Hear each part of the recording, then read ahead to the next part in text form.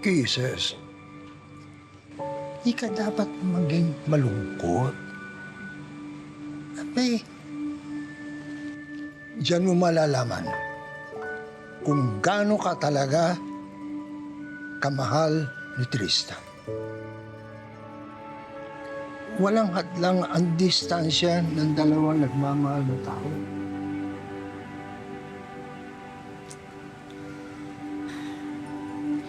Alam mo, proud na proud nga ako sa'yo eh. Kasi alam kong gaano mo siya kagusto pero hindi ka bumigay. Ngayon na nasa Amerika siya, tapos ipagpatuloy niya maniligaw sa'yo, aba, botong-boto na ako sa kanya. Salamat, Tay, Ate Hershey. Kasi palagi kayong nandyan para gabayan at bantayan ako para hindi magkamali sa mga desisyon ko sa buhay.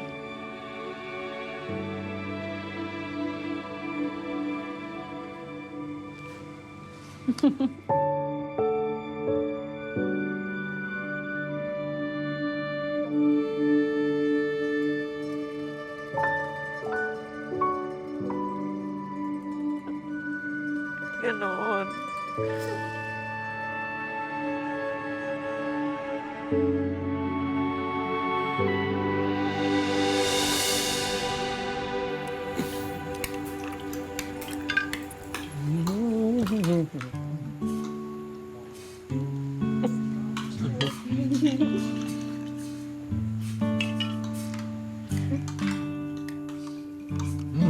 Talaga palang masarap ang pagluluto mo, Ronnie, ha? Eh, dapat ikaw na lang nagluluto sa bahay. Kaysa naman bili pa ako ng bili ng pagkain sa labas. Di ba? Ikaw eh. Tagal ko na akong sinasabi sa inyo na magluluto na lang ako. Pero ayaw mo. Ano daw kasi pambabaeng gawain yung pagluluto? Okay, sorry na nga. Alam mo kung ang cute ng dalawa? Okay na lang tignan, lalo na ngayon magkaayos na kayo uli. Alam mo, mas cute sana kung magkakaroon na ng ina si Ronnie. Ano ba? Huwag ka kayo ganyan. Kumain na nga lang kayo. Tawa-tawa. Kasain ka na sa Ayan, tuloy. Ay! Diba? Alam mo, ha? Iba ang saya sa mga mata ni Mamay Gege. Naintindihan ko na siya.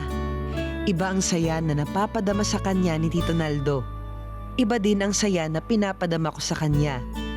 Dalawang klase ng pag-ibig, pero pareho lang na nagbigay kulay at saya kay Mamay Gege.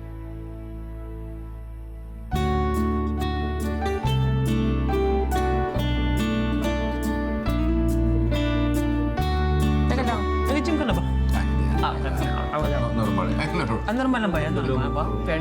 Pa-flex nga.